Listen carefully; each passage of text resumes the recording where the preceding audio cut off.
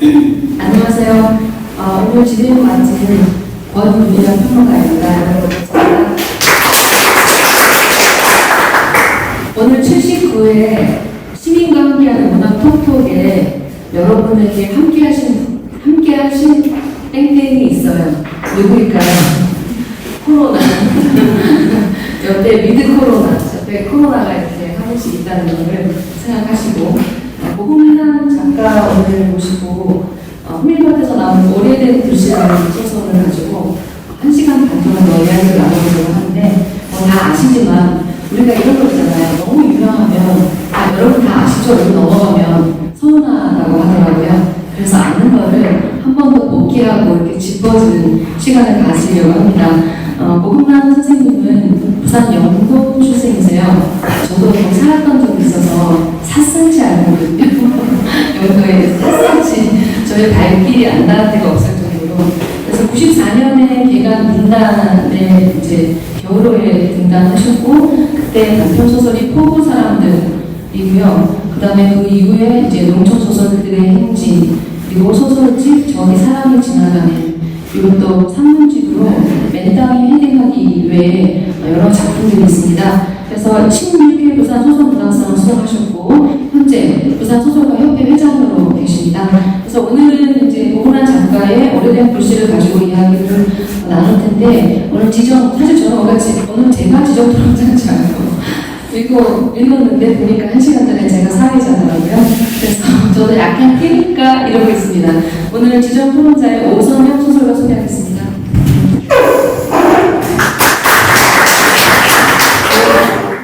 고금란 작가님이 직접 오래된 글씨가 어떤 소설인지 간략하게 먼저 이야기하시면서 오늘 문을 열겠습니다. 사실 그 작품집을 낼 생각을 못했어요. 그랬는데 이번에 이제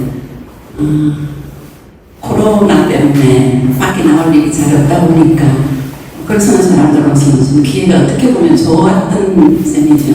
그래서 먹고서 냈는데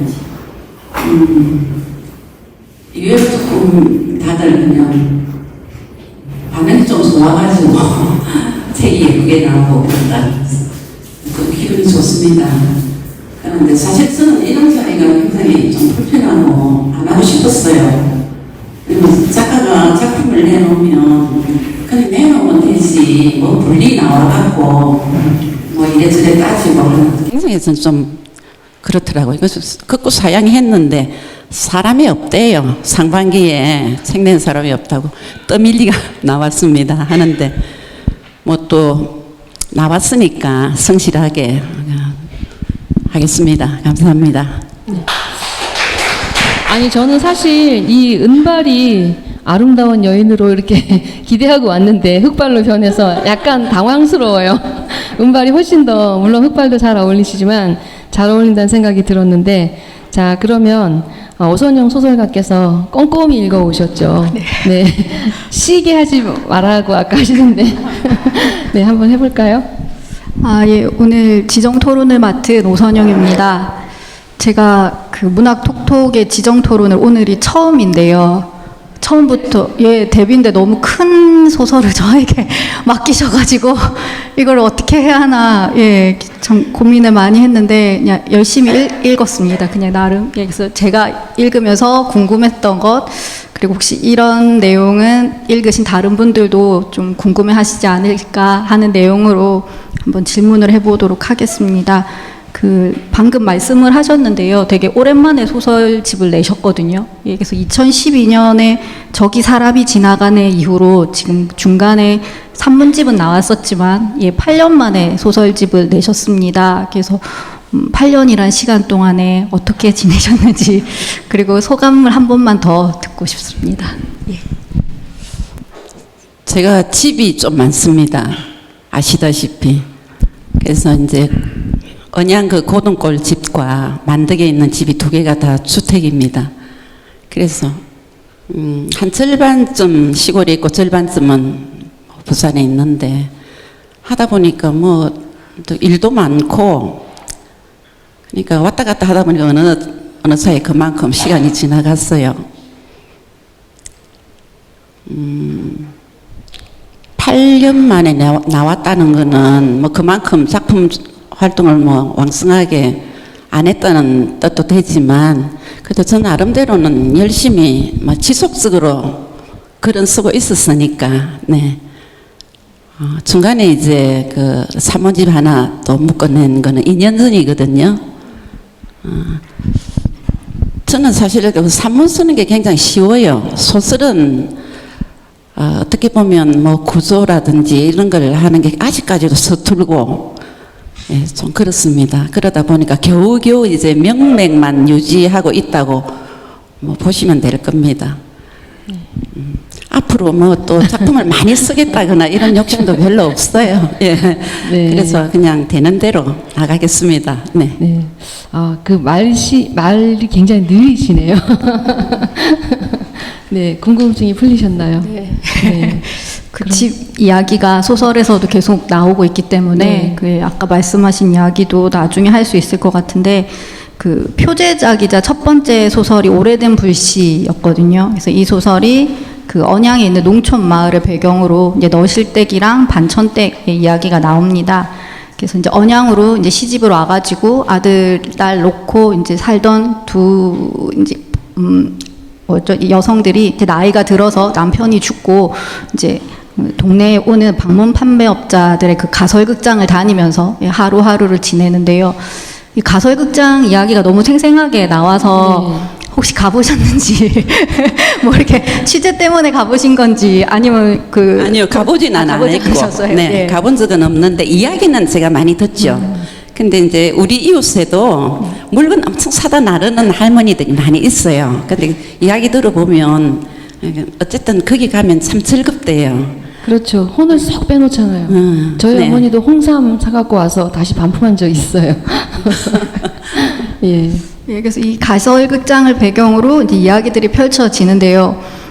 제가 읽은 이제 다른 이제 젊은 작가들이 노년의 삶들을 그릴 때는 이제 되게 아마 20, 30대들이 되게 허무하다 노년의 삶을 그릴 때 이제 혹은 쓸쓸하다 고독하거나 어떤 소외의 심정을 그리거나 아니면은 모든 걸 다 초월한 듯한 느낌. 그래서 막 젊은 세대들을 다 포용하고 이끌어 줄 것 같은 되게 넉넉함이 있는 그 노년의 인물들이 나오는 소설들을 20, 30대들이 그리는 노년으로 제가 본 적이 많았는데 이 오래된 불씨를 비롯해서 이 소설집에 나와 있는 이 인물들은 나이가 많음에도 불구하고 굉장히 생을 적극적으로 살아간다. 예, 그런 생각이 들었어요. 그래서 여기 나오는 너실댁과 반천댁부터도 굉장히 그 로맨스를 꿈꾸고 그 박목수와의 그렇고 그런 사이를 그렇죠. 예, 그렇고 그 가설극장에 오는 젊은 남자의 육체가 멋있다 이러면서 자기도 한번 이렇게 눈길을 한번 주고 막 이런 것들이 되게 살아있는 노년 되게 그러면서도 약간의 그 욕망을 지니고 있는 인물들로 잘 표현이 돼 있어가지고 되게 제가 이제 저는 못 그리는 세계다 이거는 분명히라고 하면서 또 젊은 세대들이 보는 이 노년과 분명히 대비되는 지점들이 있다는 생각이 들었었거든요. 그래서 어떻게 해서 이런 인물들이 계속 소설 속에 나오게 그리셨는지 좀 이야기를 듣고 싶습니다. 그러니까 요새는 이제 노년이라고 하기도 하고 이제 말년의 양식이라고 표현하기도 하죠. 그래서 사실은 박안서 이후에도 이제 뭐 박안서 작가가 좀 많이 적었지만 제가 이 소설 보면서 이 부분은 질문이 분명히 나오겠다 이런 생각을 했거든요. 저도 궁금한 부분이기도 한데 선생님의 의견을 듣고 싶습니다. 네. 또 우리 그 평론가께서 박완서 선생님을 이름을 또 덜먹일 줄은 몰랐고요. 예. 저는 이제 그 선생님의 영향을 좀 많이 받았죠. 그리고 첫 작품집에 창작집에 선생님이 서문을 써주셨어요. 네. 했는데 그분을 좀 많이 닮으려고 노력을 한 편입니다. 그분이 그렇게 말씀하셨거든요. 우리가 그때 한번 제가 46살인가? 그때 선생님 모시고 이제 유럽 문학 기행을 갔는데 제가 목숨을 걸고 따라갔거든요. 그래서 제가 물어본 것이 뭐냐면 선생님은 글은 어떻게 그렇게 쉽게 물 흐르듯이 그렇게 쉽게 쓰십니까? 하니까 쉽게 쓰는 게 제일 어렵다. 그렇게 말씀하셨어요. 그리고 이제 원고지 한 장을 쓰기 위해서 10장을 파지를 버린다. 파지를 낸다고. 그래서 그때 제가 더 이상 선생님한테 물어볼 말이 없더라고요. 그래서 그 영향을 좀 제가 많이 받았던 것 같고 퇴고를 좀 많이 하는 편이에요. 아까 질문한 게 이제 노년의 인물을 그리게 된 노년의 문제는 사실은 그 노년이나 뭐 청년이나 이렇게 사실 구분할 필요가 있을까요? 그렇죠. 이 연결되어 있잖아요, 그죠? 네. 연결되어 있기 때문에 이제 우리가 그 표면적으로 이렇게 뭐 청년기, 뭐 노년기 이런 거는 구분하겠지만 그 사람 내면은 똑같아요. 예. 그래서 그 반천대기나 너실대기 그 욕망이 사실은 그거는 당연한 거 아니겠어요? 예. 또 사실 저도 그렇더라고요. 아직도 뭐 가슴 떨리고 잘생긴 남자 보면 그래요. 그게 물론 이제 그 어떤 조금 다르겠지만 그런 게 저는 아직까지 있거든요. 그래서 뭐 이런 글을 쓰면서도 전혀 뭐 그게 특별하다고는 생각 안 합니다. 그 소설 속에 나오는 인간들이기 때문에 이제 나이가 들어서도 계속 마음에 이제 불씨를 품고 살아가는 인물들이 계속 나오는 것 같아요. 그래서 오래된 불씨에서는 이제 너실댁이 마지막에 가서 가설극장에서 이제 노래를 부르는 장면으로 그게 확 표출이 되는데 이제 그런 너실댁을 보면서 이제 반천댁이 말을 하죠. 그 가슴에 이미자를 품고 살았는데 저 불씨를 어떻게 안 꺼뜨리고 살았느냐. 예, 그런 대사들이 나오고 그런 이미지가 그 꽃병을 든 남자에서도 저는 봤거든요. 그래서 꽃병을 든 남자에서 그 요가원에서 만났던 그 황토의 아버지가 그 주인공한테 보내지는 그 문자 메시지 내용이 있습니다. 그래서 스카프를 목에 두르고 머리카락을 나부끼며 신나게 달려보세요 하면서 아파셔나타라는 이 문자를 이제 보내주게 되는데 이제 아파셔나타가 뭔지 몰라가지고 네이버에 찾아봤습니다. 그러니까 독일어로 열정이라고 나오더라고요. 그래서 베토벤이 지은 그 소나타의 이름이기도 하고 열정이라고 하는데 이 힘든 상황에서도 인물들에게 계속 불씨가 있다, 열정이 있다라고 말하면서 뭐 춤을 춰라, 노래를 불러라라는 이야기들이 계속 나와요. 그래서 이 소설을 쓰신 작가가 굉장히 큰 가슴에 불꽃을 품고 사시는 건 아닌가 이런 생각도 해봤는데 그 불꽃이 뭐라고 생각을 하시는지 그리고 그 불꽃 때문에 소설을 쓰시는지 그런 질문을 한번 해보고 싶었습니다. 불꽃이나 불씨나 또 우리가 다르게 표현하면 꿈이라고도 할 수 있고 열정이라고도 할 수 있고 사실은 그 욕망의 그 다른 표현 아닐까요? 저는 그렇게 생각하거든요. 그리고 그 욕망이라는 것이 저는 이 저 물질 세계를 굉장히 풍요롭게 만드는 매개라고 생각을 해요. 그래서 그 욕망을 우리가 어떻게 보면 이미지상으로 욕망이라는 말을 하면 조금 뭐라고 그럴까? 조금 안 좋은 쪽으로도 생각할 수 있지만 우리가 욕망 자체가 없어진다면 이 세계가 뭐 이루어지겠습니까? 재미있겠습니까? 명예욕이라든지 뭐 소유욕 네. 모든 것들이 그 근본적인 것은 욕망 아니겠습니까? 그리고 인간의 어떤 이 지금 우리 모든 시스템이 저는 욕망으로 돌아간다고 봐요. 돌아가고 있다고 보거든요. 그래서 사실은 이제 내면을 들여다보면 끊임없이 그 욕망이 있어요. 나는 그것이 삶의 어떤 굉장히 필요한 거라고 생각합니다. 근데 이제 문학이라든지 음악이라든지 예술은 그 욕망을 조금 승화시키는 어떤 작용을 하지 않을까. 그러니까 어떤 아주 인간 세상을 조금 그래도 아름답게 할 수 있는 그런 것이 예술의 몫이 아닌가 그렇게 생각합니다.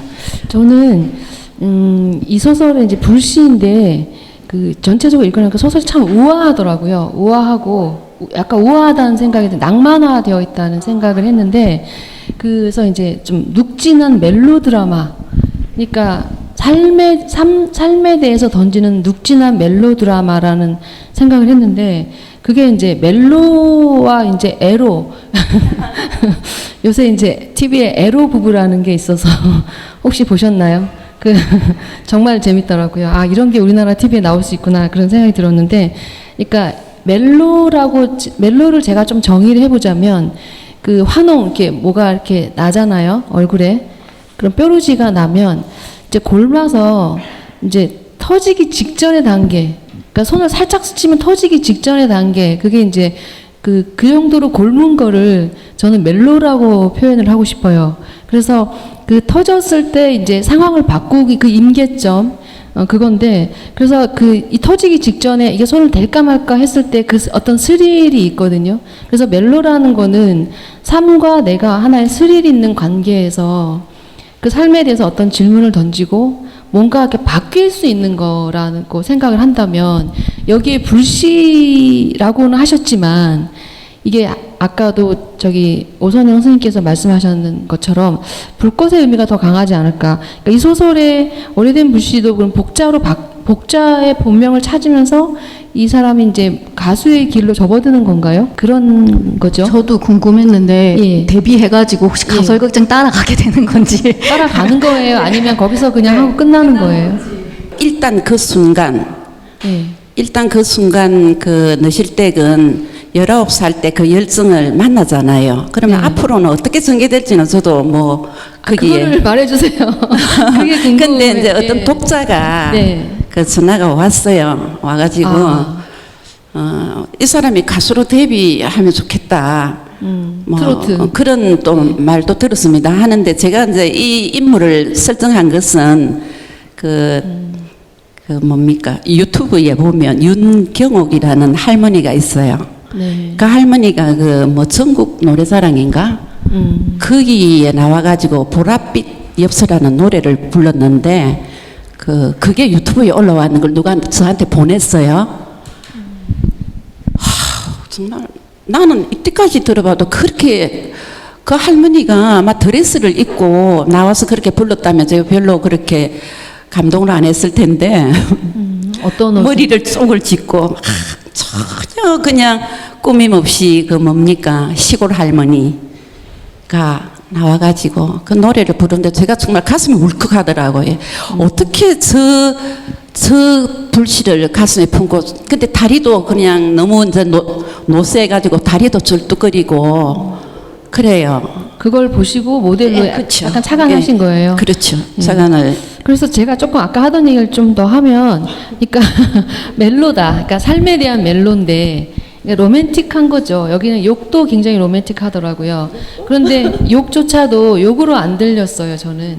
그래서 그게 이제 그 멜로가 가지고 있는 거는 하나의 반역의 성격, 그러니까 파국으로 가지 않는데 반역의 의도가 살짝 있는 거죠. 그래서 불씨가 조금이라도 산소가 주어지고 상황이 되면 금방 타오를 수 있는 준비된 파국, 준비된 균열, 이런 생각이 좀 저는 들어서 이걸 그냥 노년의 의미를 조금 다르게 볼 여지가 충분히 있다.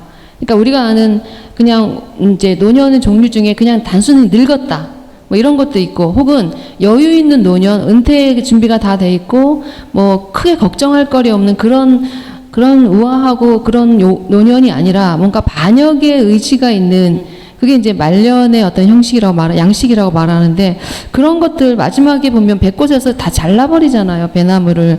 그거 왜 자르게 하셨나요? 저도 그 질문을 준비했었는데. 그 아까운 걸.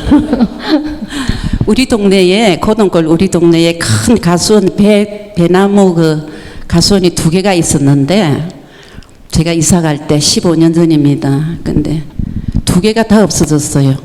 공통점은 2개가 다 부인이 다 죽었어요. 배나무는 배농사는 본래 이제 여자들이 할 일이 많고 그런 부분도 있지만 그 배꽃에 나오는 상만씨 이야기는 실제로 저희 집 바로 앞에 있는 그 분이 모델입니다. 근데 이제 제가 작품에는 그 배나무를 베면서 그 트라우마나 그 상만씨가 갖고 있는 트라우마나 그다음에 그 부인이 죽은 데 대한 어떤 그 단절 이제 그 정리하는 의미로 이제 그렇게 표현을 했죠. 근데 실제로 그분이 배나무를 다 베었어요. 다 그걸 베내고 우리 수필쓰는 장강덕 선생님이 와 계시는데 아침에 저희 집에서 하루 자고 나갔다가 와가지고 고 선생 앞에 배나무를 다 잘라놨는데 그 배나무에 잘라가지고 다 쓰러지가 있는데 꽃이 피가 있더라. 선생님이 너무 막 하얗게 배꽃이 피가 있더라. 이제 그런 저런 거를 제가 종합해서 이제 배꽃이라는, 근데 그분이 이제 한 50-60%는 모델이 돼 주셨고, 예. 네. 그래서 이제 근데 걱정하지 마십시오. 그분이 지금 뭐 부인 죽고 2달 만에 재혼이가 지금 너무 잘 살고 있어요. 그 인생을 알 수가 없어요. 너무 잘 살고 있어요. 그것도 혹시 제가 볼 부인을 배낭으로 생각하고 뵌 거예요? 그러니까 그거를 아마 배워내면서 정리를 한 것 같아요. 마음 정리를. 예. 반전. 너무 잘 살고 있어가지고 정말 질투가 날 정도로 잘 살고 있거든요. 그러니까 이웃 사람들이 하여튼 뭐 참 재밌습니다. 시골 생활이. 아니 그러면 지금 백혼 이야기가 나와서 신호철 소설가께서 이 부분을 아까 낭송하겠다고 말씀을 제가 전달 받았거든요. 그 낭송 듣고 다시 질문 들어가는 게 어떨까요? 네.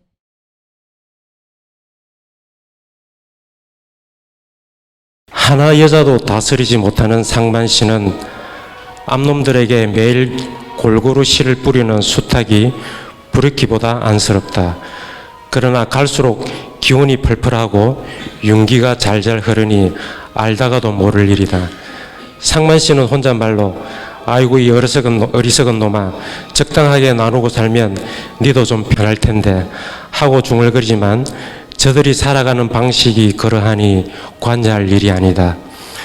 나머지 수탉들이 평생 짝짓기도 한번 못하고 대장 눈치를 보며 빌빌거리니 놈들을 도와주는 방법은 빨리 잡아먹어주는 것이다. 하지만 상만 씨는 닭을 잡을 줄 모른다. 아내가 그 힘센 수탉의 양날개를 모아지고 칼로 멱을 따는 모습을 보면서 자기도 모르게 몸서리를 칠 때도 있다. 그런 상만 씨를 보며 경자 씨는 저것도 사내라고 하는 표정으로 콧방귀를 낀다. 216페이지입니다. 그때부터 베트콩 색출을 하러 나가면 협조하지 않는 마을 사람부터 우선적으로 사살했다. 적을 죽이지 않으면 자신이 죽을 수밖에 없는 영만리 전쟁터였다.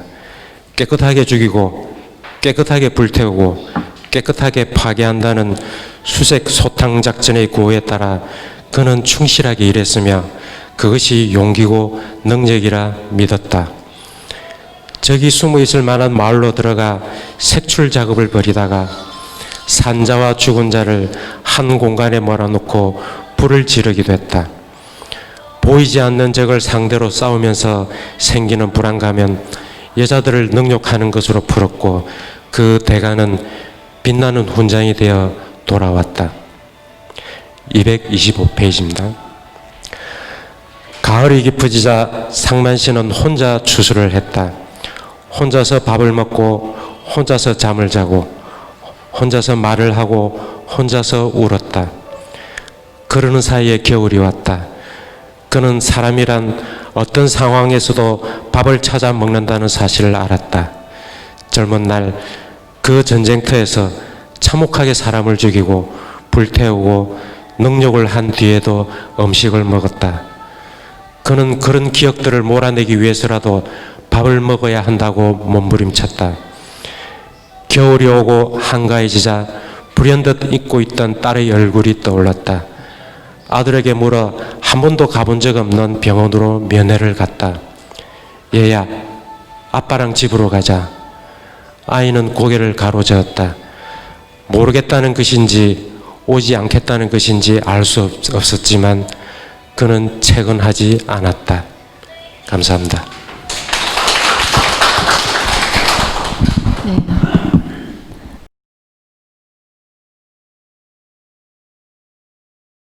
낭송 잘 들었습니다.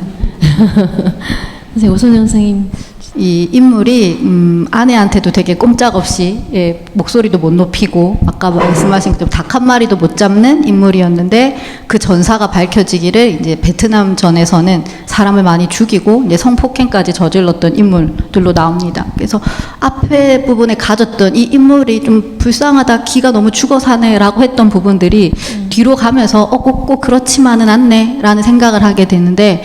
그런 인물들이 이 소설이 아니라 다른 소설들에서도 나오는 것 같아요. 그래서 뭐 안개 잦은 지역에서의 성겸이 같은 경우에는 그 외숙모 집에 있는 돈을 훔치고 가족도 학교에 있는 친구들을 때려서 소위 말하는 불량 청소년의 문제와 같은 이미지가 있지만 또 한편으로는 죽은 강아지를 위해서 장례식을 해주고 싶다라는 마음을 가지고 있고 꽃병을 든 남자에서의 그 남편 같은 경우에도 부도가 나가지고 과거에 이제 되게 힘들었지만 또 자기가 살기 위해서 다른 사람을 향해 자기도 부도를 내는 그러면서 나 괜찮아 라고 말하는 점에 있어서 인물들이 굉장히 윤리적이거나 선하지도 않고 그렇다고 되게 악한 인물이라고도 할 수 없는 복합적인 인물들로 입체적으로 계속 이 양가적인 면을 다 갖고 있는 인물들로 나오는데 이제 그런 부분이 금방 낭독하신 신호철 소설가 말씀대로 인간이 다 가지고 있는 면 같아요. 이 마음도 갖고 있다가 저 마음도 갖고 있다가 그래서 그런 인물들이 이 소설 속에 많이 나오지 않았는가. 자, 그러면 또 소설을 다 읽고 오셨죠. 그래서 한번 직접 이 객석에서 선생님께 질문하고 답변하는 그런 시간을 가지면 어떨까 하는데 권영옥 선생님 질문 없습니까? 여쭙고 싶은 것은 네. 어디 책에서 보니까 소설을 쓰려면은 반절이 나갈 정도로 지루하게 오래 앉아 있어야 되는 작업이라고 하는데 지금 그 작업을 주로 어느 시간에 어떨 때 가장 많이 하십니까? 저는 간절히 나갈 정도로는 안 하는데 누가 그랬 반전 캐릭터 선생님. 그래서 사실 소설 쓰는 거는 뭐 그런 말은 있잖아요. 책상에 이제 얼마나 오래 앉아 있느냐. 그 시인과 그 소설가의 다른 점이 그거 아니겠습니까? 시인들은 밖에 나가서 영감으로 바로 시 한 편도 쓰고 하지만 소설가는 정말 끈질기게 앉아 있는 그 작업인 것 같아요. 근데 저는 또 두 가지가 다 있거든요. 밖으로 나가고 싶은 그런 욕망이 있느냐 하면 또 소설을 써야 되고 그런 부분들을 조절하기가 지금도 어렵습니다. 김훈 작가는 그 아침에 뭐 새벽 5시 기율이라고 하잖아요. 5시에 일어나서 1시간 글 쓰고 그 다음에 1시간 뭐 하고 이렇게 있는데 그럼 선생님의 작가로서의 하루 일과는 어떠세요? 저는 그렇지는 않고요. 정해놓고 쓰거나 그렇지는 않습니다. 초저녁에 잠이 오면 그냥 자고요. 그 다음에 이제 새벽에 잠이 깨면 또 작업하고 굉장히 좀 자유롭게 합니다. 왜냐하면 여기서 이런 말을 하면 또 좀 안 맞을지 모르지만 저는 소설이 삶의 다라고 생각하지 않거든요.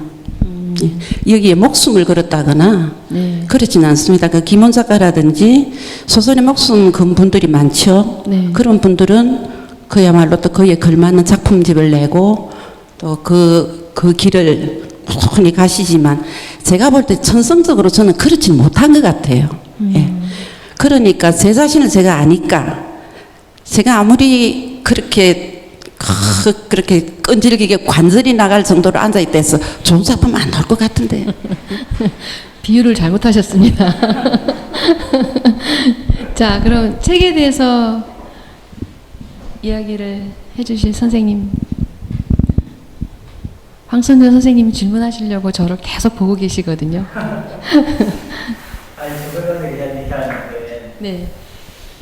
저 고은남생의 작품에 가지고 있는 인물의 양가성도 있는데요. 실제적으로 가장 중요한 문제는 개발과 반개발의 문제가 굉장히 중요하도록 있거든요. 만덕동이나 영도 같은 경우도 있지만. 그런 이제 두 가지의 문제로 볼 때, 사실은 그대로 있는 대로 보존하는 게 좋긴 한데, 그러나 어쨌든 우리가 현대사회라고 하는 것이 그대로 쓸 수 없는 상황이 생길 수 있잖아요. 그래서 이런 경우에, 물론 뭐 고은한 선생님 입장은 X를 지켜야 된다라는 입장이겠지만, 사실은 우리가 그런 데에 대한 두 가지에 대한 굉장히 중요한 좀 혼돈성이 있단 말이에요. 그죠? 그래서 이런 경우에 작가가 그냥 일반적으로 현장을 고발하는 데 그칠 것이냐 아니면 또 다른 방도가 있을 것인가 이런 문제를 고민 한번 해봐야 되지 않을까 생각이 있거든요. 그 점에 대해서 어떻게 생각하시는지 어려운 얘기입니다. 저는 지금 우리가 처한 지금 현실이 자본주의가 실패한 증거라고 봅니다. 너무나 절실하게 그걸 느끼거든요. 지금은 칩이 아니잖아요. 자본을 축적하는 도구가 됐고, 그렇게 되면서 제가 작품 속에도 나오나? 하지만 지금까지 수천 년째 우리가 살아오면서 수많은 전쟁이 있었고 인간들이 다투고 했지만 자연이 이렇게 망가진 적은 없거든요. 한 100년 사이에 엉망진창이 돼버렸어요. 예, 그야말로. 오늘 또 제가 오면서 들었는데 지금 아파트 값이 막 올라가죠. 그러니까 그게 전부 뭐라고 그럴까, 실제가 아니고 막 그냥 호가, 예. 예, 거래가 되는 것이 아니라 막 올리고, 그 이야기를 오늘 들었어요. 그래서 다른 데 저렇게 올라가는데 우리 이렇게 있어도 안 돼도 우리도 올려야 된다. 그 거래가 되는 건 아닌 것 같아요. 그런 것을 보면서 인간들이 지금 벌이는 행태가 과연 이게 지금 제정신인가, 그런 이제 통탄을 하죠, 제가. 근데 제 개인이 무슨 어떤 방법이 있겠습니까? 그냥 글로서 그냥 그렇게 쓰는 정도밖에 하지 못하고, 실질적으로 제가 한다는 거는 그런 일을 제가 하지 않는다는 거. 그런 일을 하지 않고 끈질기게 저는 주택을 고집하고 자연을 훼손하지 않고, 말하자면 제 개인의 힘은 아주 작고 미약하지만 예, 그렇게 실천은 하고 있죠. 근데 이제 보통들 보면 아파트 너무 편하다. 편하면 죽는 게 제일 편하지. 편한 걸로 따지면. 근데 황선영 선생님 말씀은, 그러니까 불법이나 이런 건 물론 근절되어야 되지만 그 계속해서 자연을 하는 그것이 현실적으로 조금 상식적인 것이 아닌가, 혹은 또 가능한가, 이런 현실적인 지적을 하신 것 같거든요. 개인적으로 이거는 개개인이 정신을 차려야 되는 문제라고 봐요. 네. 저는 그렇게 봅니다. 그래서 한 사람이라도 그런 일에 동참하지 않으면 조금, 그래요. 제가 언젠가 들었는데 썩은 물을 맑게 하는 방법은 다른 방법이 없답니다. 끊임없이 맑은 물을 붓는 방법밖에 없다. 그래서 이제 우리가 낙동강에 오염이 될 때도 실개천들이, 깨끗한 실개천 물들이 곳곳에서 흘러 들어오잖아요. 그 말을 굉장히 제가 공감이 되더라고요. 그래서 이제 각자가 하나의 실개천이 되는 거, 맑은 물이 되는 거, 그것밖에 없을 것 같아요. 지금 너무나 이 자본의 힘이 거대하고 사람들이 그거를 그냥 맹목적으로 막 따라가고 있으니까 돈을 쓴다고 해서가 아니라 축적하는데 지금은 사람들이 하는 것 같아요. 다들. 오선영 선생님은 어떻게 생각하십니까? 황선영 선생님의 저도 사실 그 부분을 조금 생각을 해봤거든요. 그러니까 계속해서 이렇게 그러니까 요 스토리 자체의 문제라기보다는 자연을 받아들이는 우리의 인식, 인간과 자연의 관계에 대한 인식이 이 소설에 있잖아요.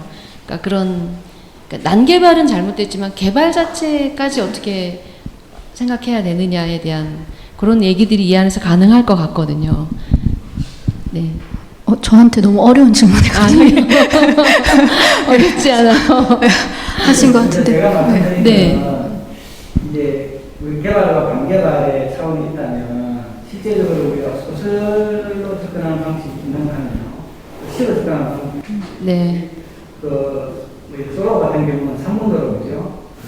우리 세계적으로 알려진 밀리언 작품도 했잖아요. 이런 식으로 실제적으로 그런 방식으로 우리가 이야기식이 아니고 쉽게 대중들과 접근할 수 있으면서 나의 생각을 말할 수 있는 그런 것을 필요하지 않을까. 네. 그게 작가니까. 그렇죠. 예. 저는 네. 이제 두꺼봐 같은 데서 지금 말씀하신 만덕 오지구 주거 환경 개선 사업 같은 이야기들이 나오는데, 이 소설뿐만이 아니라 이 무문관에서도 나옵니다. 그래서 다대 만덕지구 특혜나 해운대 LCT 같은 이야기도 대사를 통해서 계속 나오면서 소설에서 전반적으로 이제 부산시 행정의 문제라던가 정권 유착 같은 이야기들도 하게 되는데, 금방 제가 궁금했던 부분을 다른 대답을 하시면서 많이 하셨어요. 약간 중복이 되는 것 같은데 이렇게 또 이야기를 하다면 이 같은 제목의 산문이 맨 땅에 헤딩하기에도 나옵니다. 두꺼바가. 예, 그래서 거기서는 실제 있었던 이야기를 작가님께서 하시면서 보상과 통지문을 받고 그 만덕 오지구 환경 사업 때문에 모인 사람들을 보면서 뭐 울어라, 그들 대신 뭐 내가 울어주겠다, 예, 이런 생각을 하셨다라는 그 산문의 내용이 나옵니다. 그래서 그 산문을 보고 이 소설을 읽으니까 이 소설이 마치 그 만덕 오지구에 있던 사람들을 대신 울어주기 위해서 쓴 소설이 아닌가, 저는 그런 생각이 들어가지고 그런 부분이 어떤 기사나 르포에서 말하지 못하는 부분들을 작가는 좀 말할 수 있다라는 생각이 들었거든요. 그래서 뭐 시인분들은 이제 또 시라는 형식으로 쓰신다면, 소설가는 결국 인물들의 이야기를 통해서 내면을까지 말을 할 수 있다면 문학이 사회를 말을 할 수 있는 방식이 이런 힘이 아닐까라는 생각이 들어서 그런 질문을 하면서 집이 무엇입니까? 라는 질문을 하고 싶었는데 대답을 하신 것 같고요. 그럼 이 소설이나 산문에서 계속 나오는 만덕 오지구는 작가님께 어떤 부분인지, 특히 요즘 그 지역이 코로나 때문에 막 목욕탕 때문에 엉망이었다가 또 헤드락 요양원 때문에 핫해진 지역이 되기도 했거든요. 그래서 그냥 단순하게 그냥 소설 속에 등장하는 배경은 아닌 것 같아요. 작가한테 되게 중요한 장소라는 생각이 들어서 한번 그 의미를 여쭤보고 싶습니다. 만덕에 제가 이제 지금도 집이 만덕에 있습니다.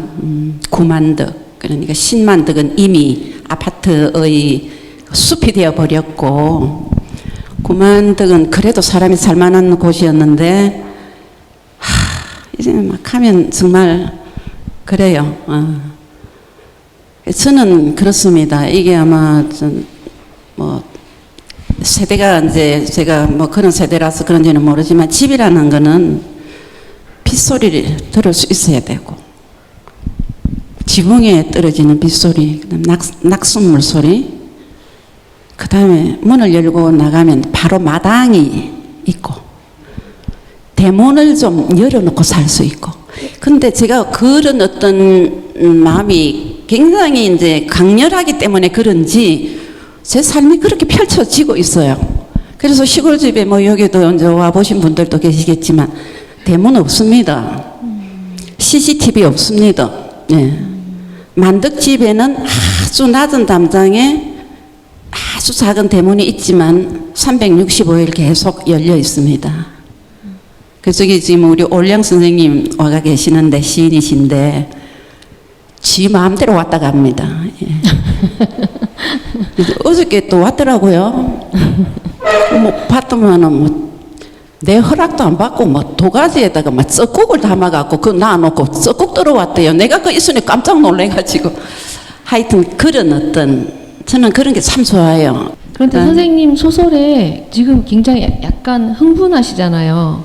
그런데 왜 투쟁하는 장면은 없어요?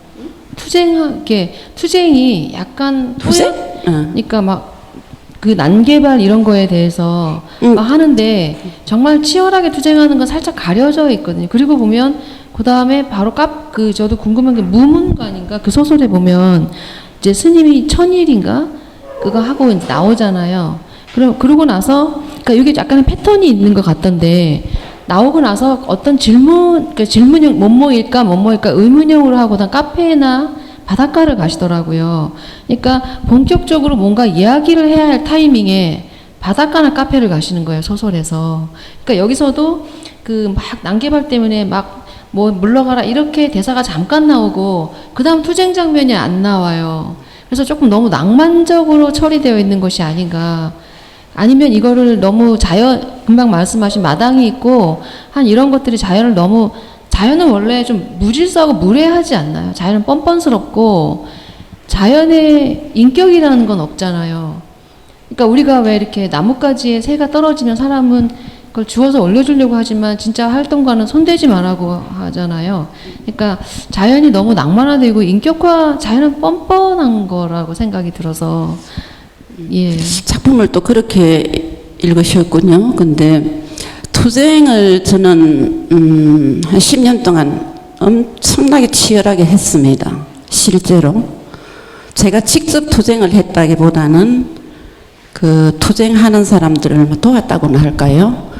그리고 이제 그 뒤에서 그들이 힘이 되고 제 방법으로 그때 뭐 우리 작가와 사회라든지 그런 곳에 끈질기게 그런 문제 제기를 하고 신문에도 계속적으로 제가 투고하고 그런 작업을 했죠. 그래서 작품은 그 투쟁을 직접 뭐 어떻게 표현한다기보다 언어적으로 뭐 했다고 봐주시면 좋겠고요. 네. 실제 현실에서는 제일 마지막까지 싸운 사람이 접니다. 예. 실제 현실에서. 예, 실제로. 그래서 그 LH 공사 직원이 이제 저 때문에 그 서울에서 특별 직원이 왔더라고요. 저를 이제 설득하기 위해서. 그러니까 저는 답은 알고 있죠. 왜? 이미 이건 다 되어 있는 거예요. 다 되어 있는 건데 제가 무엇을 얻고자 한 것이 아니라 이런 사람도 있다는 것을 보여주고 싶었어요. 이렇게 그 아파트 분양권에 목을 매지 않고 그 이 동네를 위해서 이렇게 투쟁하는 사람이 있구나 하는 걸 끝까지 보여주고 싶었거든요. 제가 그런 기질이 좀 있는가 봐요. 예, 있으신 것 같아요. 제 3의 캐릭터 부캐를 하나 만드시면 좋을 것 같습니다. 그런데 이제 뭐 누군가는 그런 사람이 있어야 되지 않을까요? 누군가는 우리가 너무 쉽게 타협하는 거 아닐까요? 항상 좀 그런 의문이 있어요. 네. 대답이 되는지 모르겠습니다. 제가 이야기가 되게 무거워지고 있으니까 다들 막 이렇게 이야기를 듣고 계신데 좀 가벼운 질문이자 소설 쓰기에 대해서 제가 궁금한 게 있어갖고 이건 제 개인적으로도 궁금한 거라서 가져왔는데요. 작가님 소설에서 그 부산이나 경남 지방의 사투리가 굉장히 많이 나옵니다. 그래서 인물들이 거의 다 사투리를 쓰고 있는데 저는 소설을 쓰는데 대사를 쓰는 게 너무 어렵더라고요. 네, 이게 대사를 쓰고 나면 지문과 대사에 분명히 차이가 있는데 읽어보면 너무 어색한 거예요. 이게 실제로 사람이 이렇게 말을 할까? 주어 서술어에 맞춰서 약간 이런 부분이 있어가지고 써놓고도 막 고치고 그 대사 때문에 되게 힘든 부분들이 많습니다. 근데 이 소설에서는 이 부산 사투리를 굉장히 편하게 쓰고 계세요. 근데 뭐 제가 이 두꺼봐 같은 경우에서도 뭐 할머니가 뭐 모시락하노 이러면서 내가 할매로 보이나 뭐 이런 장면 같은 경우에서도 한번 소리 내서 읽어보고 입에 착 붙는 그런 대사들이 나오고요. 물론 조금 이 같은 두꺼봐에서도 약간의 너무 긴 대사들이 좀 나올 때는 이 정보를 전달하기 위해서 이 대사가 쓰였는가 하는 약간 의구심이 드는 장면들도 있기는 있었습니다. 그 등산객들이 말하는 대사 같은 경우에는.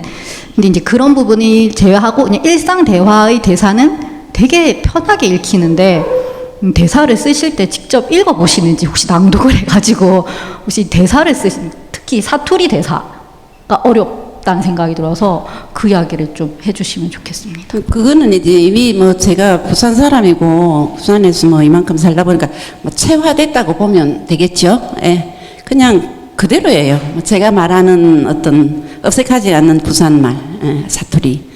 뭐 그러니까 그런 걸 쓸 때는 그렇게 어렵다거나 뭐 굳이 그거를 뭐 이렇게 뭐 예, 따로 무슨 뭐 구한다거나 이런 거 없이 그냥 소리 내서 읽어보면 그게 이렇게 자연스럽게 이제 되죠. 요즘 작가들은 사투리 잘 안 쓰죠? 예, 많이 쓰세요, 선생님은? 저는 고민이 예.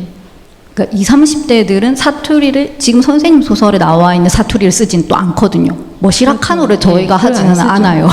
네. 그러니까 같은 부산의 배경으로 소설을 써도 젊은이들이 나오는 소설을 쓸 때는 이 사투리를 쓰는 게 또 다른 리듬으로 와닿더라고요. 그래서 그 차이점이 이 소설과 좀 다른 지점들이 있다라는 생각이 들었어요. 예, 그렇죠. 예.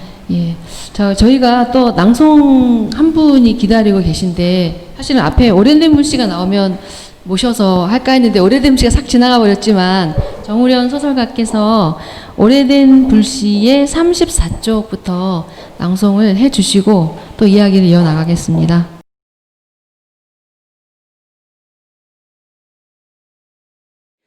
설이 지난 지 일주일이 되었다. 색소폰은 명절 용돈도 어지간히 빼먹었으니 노인들의 주머니에서 더 이상 나올 것이 없다고 생각한다. 다음 영업장은 영천지방으로 정했는데 그곳까지 찾아올 열성 팬들도 몇몇 확보했다. 하지만 갈수록 세상이 밝아지고 있으니 이 노인들이 죽고 나면 더 이상 새로운 고객을 찾기가 어려울 것이다. 색소폰은 하루도 물건을 구입하지 않은 날이 없는 너실댁과 이틀 전에야 전기 옥매트를 구입한 반천댁을 불러 이별식을 치른다. 너실댁이 눈물을 보이자 색소폰이 달랜다. 그런데 너실댁이 아쉬운 마음을 감당하지 못해 흥얼흥얼 부른 노래가 화근이었다. 색소폰의 눈이 둥그렇게 커졌다. 볼품없이 늙은 할머니에게서 저런 목소리가 나오다니. 누님, 한 번만 더 불러보세요. 한 잔 술에 고삐가 풀린 너실댁이 봄날은 간다를 부른다. 누님, 한 번만 더 불러보세요. 같은 말을 반복하는 색소폰의 표정이 사뭇 진지해진다. 물새우는 고요한 강 언덕에 그대와 이렇죠. 해주세요. 둘이서 부르던 사랑 노래 이거보다 훨씬 잘 불렀을 겁니다. 누님 한 번만 더. 색소폰의 가슴이 뛴다. 누님 정식으로 공연을 한번 해봅시다. 무슨 소리고. 내가 노래를 잊고 산 세월이 50년인데 무대에 서다니. 시끄럽다 치아라 마. 늙은 년 개망신 시킬 일이 있나. 너실댁은 평소와 다르게 겁먹은 표정이다. 괜찮아요. 누님은 아무 신경 쓰지 말고 지금처럼 그냥 부르면 돼요. 밴드들이 누님을 따라갈 테니까요. 그게 되겠나? 사람들이 많이 보는데. 가사만 잊어버리지 않으면 돼요. 가사야 외우고 달고 할 게 어딨노? 한 번 들으면 저절로 알게 되는 거를. 계속 고추먹은 소리를 내던 너실댁이 갑자기 두 주먹을 불끈 쥐고 자리에서 일어선다. 그래 함 해보자. 까짓거 사람이 한 번 죽지 두 번 죽겠나. 누구보다 놀란 사람은 반천댁이다. 아니 전현이 오늘 아침에 먹을 걸 못 먹었나. 못 먹을 걸 먹었나. 이틀 뒤 날씨는 영하로 떨어지고 하늘에 눈구름이 낮게 깔렸지만 너실댁이 무대에 선다는 소문에 사람들이 모여들기 시작한다. 다음 순서는 언양이 낳은 가수 김복자 씨를 소개합니다. 올백의 목소리에 너실댁은 어지러워서 잠시 눈을 감는다. 그때 누군가가 뒤에서 어깨를 토닥토닥 두드리면서 속삭인다. 복자야, 개 안타, 개 안타, 다 개 안타. 어머니 목소리다. 엄마, 어머니. 사방을 두리번거리며 어머니를 찾는데 무대 중앙에 선 그 남자 가수가 한박 웃음을 웃으며 손짓을 한다. 복자씨 이리 와요. 나와 함께 불러요. 그날 밤 그가 말했었다. 복자씨 나와 살아요. 우리 서울 가서 함께 노래 부르면서 행복하게 살아요. 너실댁이 남자 가수의 에스코트를 받으며 걸어 나온다. 사람들은 놀라고 감탄하고 환호를 하느라 모두들 제정신들이 아니다. 몸을 살살 흔들며 19순정을 노래하는 너실댁은 영락없는 19살 처녀 복자다.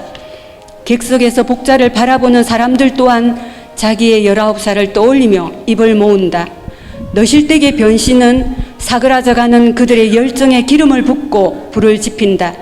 찔레꽃과 낭낭 18세에 이어 홍콩 아가씨로 넘어가는 색소폰과 밴드들도 정말 오랜만에 신바람이 났다. 아이고 전현 봐라. 가슴속에 이미자가 들어앉아 있었네. 저런 불씨를 안고 그동안 어째 살았을꼬. 욕 봤네. 욕 봤어. 제 서름에 겨운 반천댁의 눈시울이 젖어들기 시작한다.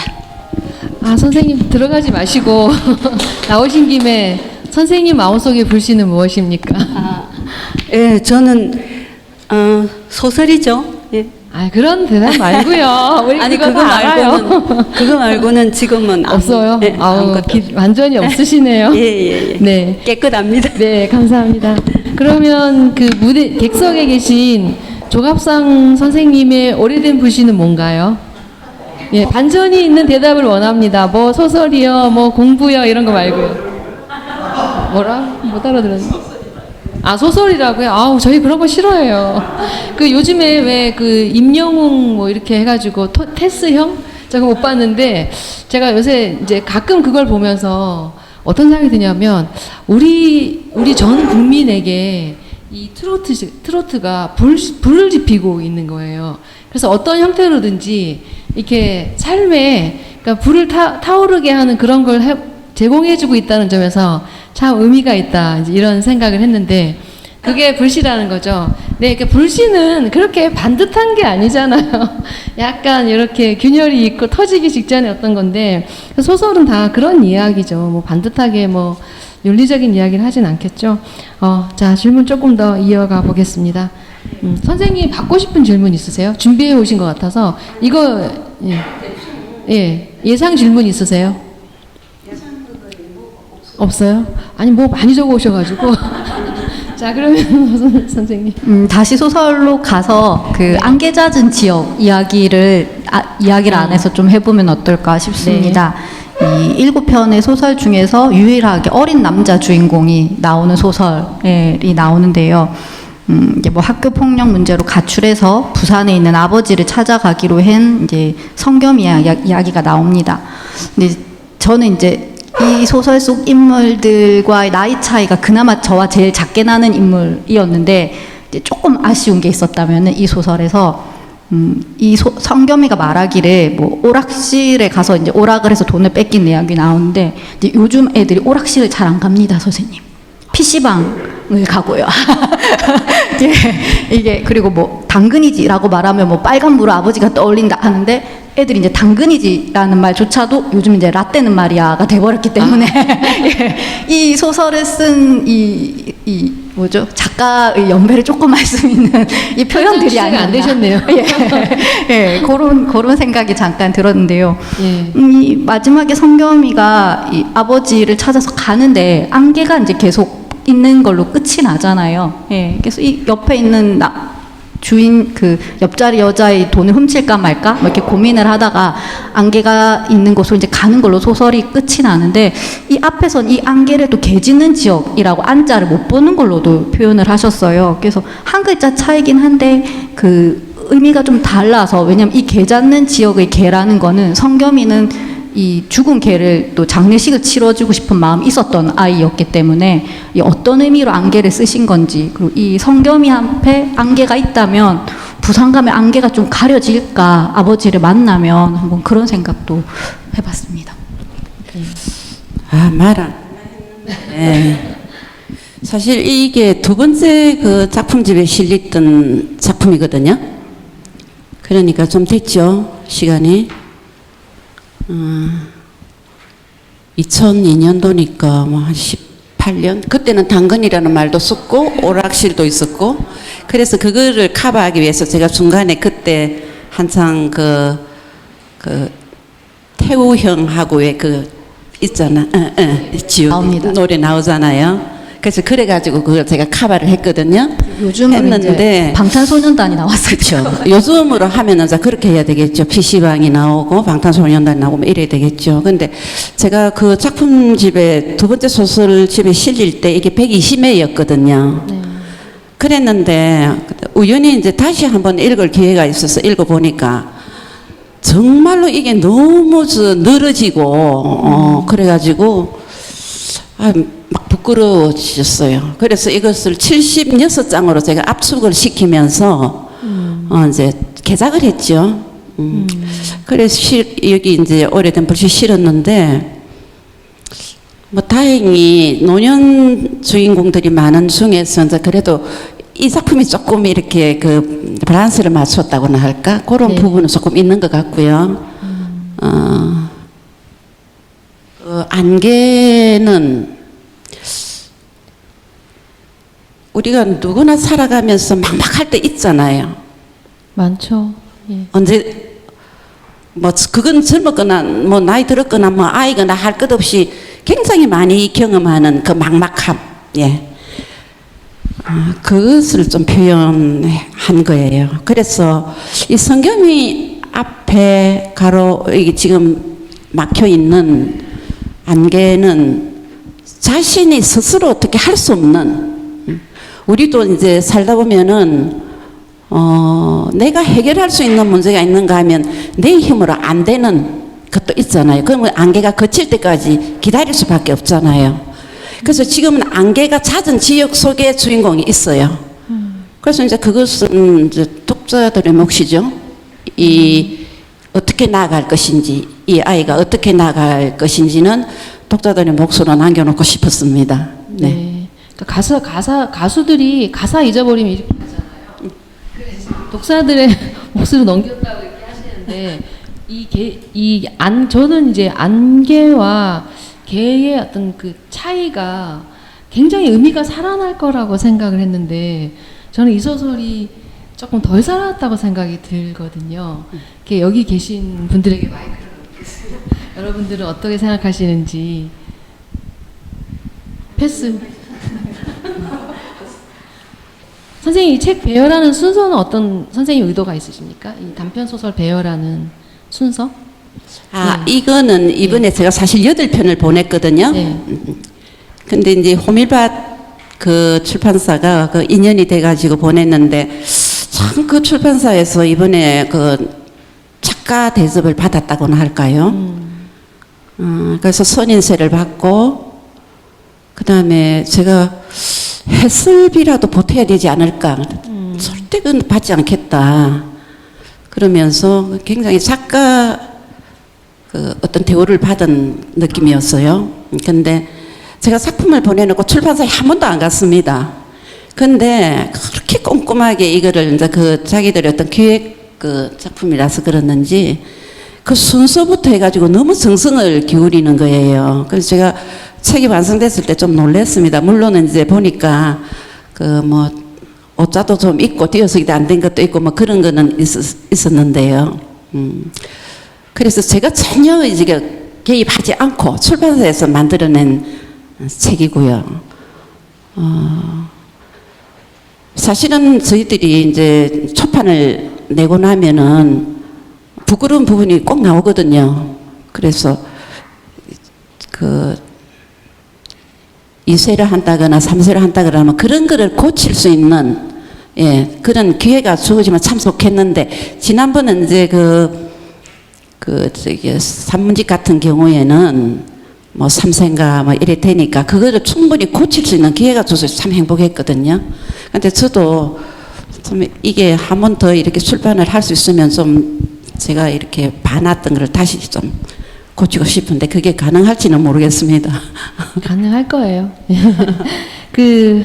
뭐 오선영 선생님 더 하시고 싶은 질문 있으신가요? 시간이 돼가는데요.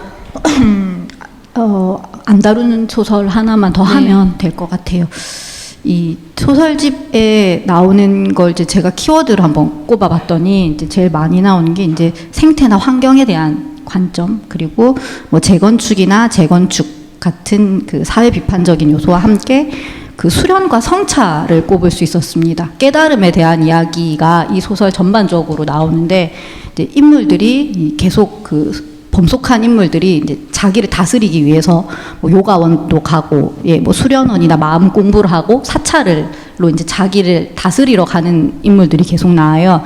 그래서 이제 그런 소설이 가장 두드러지게 나온 게 무문관인 것 같습니다. 그래서 뭐 문을 자물쇠로 굳게 잠가 놓은 선방을 말하면서 깨달음을 얻지 못하면 문 밖으로 나오지 않겠다. 문이 없는 방이다. 라는 그 관 안으로 들어가서 이제 세상을 어떻게 알 것인가 하는 인물들이 나오는데, 굉장히 그 반천댁이나 너실댁처럼 욕망과 그 생의 에너지가 굉장히 끓는 인물들이 있는 한편, 또 반대쪽에서는 자신을 계속 정죄하면서 나를 다스리고 어떤 극한의 상황에서 깨달음을 얻고자 하는 인물들이 계속 같이 나와요. 이게 부딪히면서 인물들이 나오더라고요. 그래서 이런 것들이 이 산문집을 보면서 작가의 삶이기 때문에 이런 인물들이 나오는 것인가? 라고 이제 저 혼자 이제 유추를 해보기도 했었는데, 계속 이런 인물들, 그러니까 돈과 이 세속적인 현대의 의미로 돈도 없고 명예도 없고 백도 없는 인물들이 그렇다고 해서 남한테 가서 도와달라는 말도 하지 않고 자기 혼자 헤쳐나가기 위해서 애쓰는데 그 방편이 자기를 수양하는 방식이거든요. 근데 그게 한편 되게 힘들면서 현대인들이 하기 힘든 것 같아요. 차라리 울고 짜증을 내고 막 화를 내는 방식으로 자기를 다스리거나 표출하는데 왜 이 인물들은 계속 이 수련을 해야 되는 것인가? 예, 되게 극한으로 좀 몰고 계신 부분도 있지 않는가라는 생각이 들어서 그 부분 이야기도 좀 무문강 감게 해주시면. 이게 마지막 질문입니다. 예. 이제 우리가 모르는 세상이 참 많습니다. 우리가 보고 듣고 하는 게 과연 얼마나 될까요? 퍼센티지로 따지면 내가 보고 듣고 아는 게 얼마나 되겠습니까? 그죠? 제가 이제 50살이 됐을 때 현실적인 거는 거의 이루었더라고요.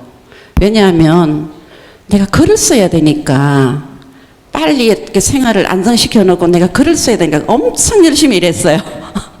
그러니까 글 쓰는 거는 늘 4위, 5위. 처음에 회사, 그 다음에 가정, 남편 건강, 아이들 뭐 순위를 정해놓고 일을 했거든요. 네. 그러면 내가 글 쓰는 거는 5위, 잘하면 4위. 그러니까 못 쓰죠. 이제 딱 50이 되면서 조금 생활이 안정이 되고 이제 글을 좀 써야겠다 하고 이제 보니까 아닌 거예요. 엄청나게 정말 그 허무감과 이제 그게 아마 그 이제 한 고비였던 것 같아요. 그래가지고 이제 출가하듯이 다 버리고 열흘 동안 떠났습니다. 그 같은 데가 이제 아바타라는 심성 프로그램이었는데 이제 열흘 동안 가고 그 뒤로 한 10년 이상 막 헤매고 다녔어요. 그러니까 그런 작품들, 이 작품 속에 그때 경험했던 어떤 것들이 뭐 녹아들 수밖에 없죠. 예. 한편으로 인물들이 좀 힘들지 않을까. 그냥 수련을 많이 네, 너무 한다. 수련을 많이 해가지고 그런 생각도 들어요. 지금 이제 보면 여러분들이 이 문문관도 사실 지금 현재도 그렇게 수행하는 스님들이 있어요. 딱 독방에서 그래서 죽어서 나오는 뭐 분도 있다고 그러더라고요. 그런데 굉장히 많은 프로그램이 있습니다. 그 잘못 들어가면 이제 또 뭐 사이비 쪽으로 빠질 수도 있고. 그래서 참 세상이 다양하구나. 그래서 저는 이제 한 7, 8년 전에 이제 그거는 끝났습니다. 그 방황하던 거는. 근데 굉장히 제 삶에 그 시간이 도움이 된 건 사실이에요. 왜냐하면 이제는 내가 보이거든요. 내면이. 그래서 제가 어릴 때부터 삶의 이면에 대한 어떤 근원적인 거 이런 거에 대한 그 궁금증이 굉장히 많았어요. 그게 이제 선선적으로 어떤 그런 걸 타고났는지 뭐 그건 내가 잘 모르겠는데 너무 궁금한 게 많았고 그래서 책을 읽게 됐고 그 책에서 답을 또 많이 얻었고 그런데 살아가는 과정이 다 힘들잖아요. 근데 그때 공부했던 것들이 적용이 좀 되는 편이에요. 그래서 그 시간이 굉장히 저는 좀 소중했다고 느끼는 편입니다. 선생님하고 이렇게 옆에 앉아 있으니까 옆에서 계속 이야기하면 끝도 없이 이야기하실 분이라는 생각이 들어서 나중에 따로 만나 뵙고 이야기해야지 이런 생각을 하게 됐는데 선생님 소설을 제가 이제 쭉 되게 좀 쉽게 읽었거든요. 그러니까 잘 읽히는 일단 이야기가 좀 살아 있어서 좋았는데 물론 이제 부분적으로 아까 드렸던 질문이 있지만 제가 느꼈던 거는 뭐냐면 우리가 이제 너무 자립적으로 살으라는 말을 많이 하잖아요. 그러니까 스스로 견뎌야지 힘을 가져야지라고 말을 하는데 우리 사실은 인간은 이렇게 얽혀있고 의존하면서 살아가야 되는 게 정상인데 그래서 의존의 가치를 사실은 포기하게 만드는 게 교육이고 문명이고 그게 미디어고 이렇다는 거죠. 그래서 선생님 소설 읽으면서 제가 아까 멜로라는 얘기를 했는데 삶에 대한 삶과 멜로 드라마를 쓰는 거는 내가 계속 삶에 의지하고 상대에게 의지하고 남편을 떠올리고 이렇게 하는 게 의존에 대한 가치를 재해석해야 되는 시점이 온 게 아닌가. 우리가 너무 혼자 이렇게 있는 거를 당연하게 여기는 시점이 왔다는 그런 시대라는 생각이 들어서 선생님 소설이 이 시대에 갖고 있는 의미가 굉장히 크다라는 진심. 선생님 제가 준비한 선물이 있는데요. 이거 항상 있어요 여기. 그래서 그러니까 우리가 너무 자립적으로 살려고 하는데 제발 반성 좀 하지 말고, 제발 홀로 살지 말고, 제발 같이 얽혀서 실수 좀 하면서 살자. 그게 우리가 너무 잘못하고 있는 거란 생각이 들어서 선생님의 오래된 불씨가 영원히 꺼지지 않는 욕망 덩어리, 욕망 아줌마가 되기를 바라면서 오늘 하나만 네네. 해도 될까요? 제가 그 토론 오늘 처음이어갖고 되게 떨리면서 준비를 해왔었는데 안 떨리시던데요? 예. 그 토론을 하면서 이제 그 책을 읽으면서 되게 그 뭐라고 할까요? 이렇게 되게 어른의 소설이다라는 생각을 저는 했던 것 같아요. 그러니까 이건 독자의 입장에서, 그러니까 이 젊은 사람들은 쓸 수 없는 소설이다라는 생각. 예, 진짜 처음 든 생각은 그 생각이었었거든요. 그래서 이게 세상이나 어떤 그 사회 문제에 대한 비판과 함께 또 자기 수양에 대한 이야기를 같이 하고 계시기 때문에 보통 이 요즘 쓰는 소설들은 이제 한쪽 문제로 치우치는 경향들이 되게 많은데 그걸 다 담고 있기가 굉장히 어렵지 않은가라는 생각을 했었고, 한국 문학사 크게 볼 때 70대의 여성 소설가가 과연 몇 명일까라는 생각을 한번 해봤습니다. 그러니까 안 떠오르더라고요. 예, 아까 박완서 소설가, 예, 연배를 말씀해서 죄송하지만, 예, 박완서 소설가 이야기를 나왔는데, 그분 말고 몇 명 있었을까 생각을 하니까 지금 현대 소설에서 베스트셀러는 젊은 여성 소설가들의 소설들이 많이 차트를 줄 세우고 있지만 길게 봤을 때 굉장히 오랫동안 소설을 쓰신 분들이 없다는 게 느껴졌어요. 그러니까 뭐 30, 40년 대도 신여성들 나와가지고 쓰다가도 뭐 여러 가지 일들로 좌절하고, 뭐 오정희 소설가도 쓰지만 또 최근에는 안 쓴 지 너무 오래되셨고, 그러니까 우리가 알고 있는 소설가들이 과연 몇 명인가라는 생각이 들었을 때 선생님 그냥 굉장히 현역 작가로서 오래 써주시면은 그냥 다른 부산에 있는 많은 작가들에게도 힘이 될 것 같고요. 예, 이렇게 크게 봤을 때도 좀 본보기가 되지 않을까. 쉬엄쉬엄 쓰겠습니다. 네. 그래서 그런 생각을 했습니다. 제 소감. 자, 이제 클로징 멘트를 할까요? 네, 이상으로. 아니요. 제가 할 말이 있습니다. 제가 어제 문득 이 공간, 장소, 여기가 제가 어릴 때 자랐던 곳입니다. 영도에서 이제 9살 때 충무동으로 와가지고 여기 바로 뒤에 있는 충무초등학교를 다녔거든요. 그랬는데 4학년 때, 그때는 여기 복개가 안 되고 앞에 이렇게 저 구덕산에서 내려오는 이렇게 개울이 있었고 그랬어요. 제가 4학년 때 뭐 시를 썼던 것 같아. 그랬는데 선생님이, 그게 제목은 지금 기억이 나요. 나는 책상이다. 책상. 근데 막 그때는 막 칼로 막 이렇게 애들이 장난치고 아마 그런 거 썼던 것 같아요. 그래가지고 그거를 선생님이 아마 지금 생각하니까 국제신문인 것 같은데 보내가지고 이제 그게 제 사진하고 조그만 사진하고 이제 실렸어요. 이게 굉장히 우리 동네에서 이제 난리가 났죠. 학교에서도 이제 뭐 공책하고 뭐 연필이 또 뭐 부상으로 오고. 와, 살다가 그런 경험은 처음이었거든요. 모든 사람에게 주목받고. 그래서 그때 이제 제가 꿈을 작가가 되어야겠다. 자, 글을 쓰면 내가 인정받는다는 말이. 그래가지고 이제 그때부터 우리 옛날에 보면 뭐 장래 희망이란 작가란 또 잘 모르면서 작가. 그래 썼어요. 그랬는데 어제 문득 어떤 생각이 드느냐 하면, 그때 4학년짜리 그 꼬맹이가 아주 작고 그냥 새카맣고 못생기고 뭐 아무도 관심을 가져주지 않던 그 꼬맹이가 작가가 되어가지고 그 꿈을 심었던 장소에 내가 토론회를 한다고? 그러니까 내가 꼭 무슨 연어가 모천어로 회개하는 그런 느낌이 불쑥 드는 거예요. 그래서 내가 참 용하다.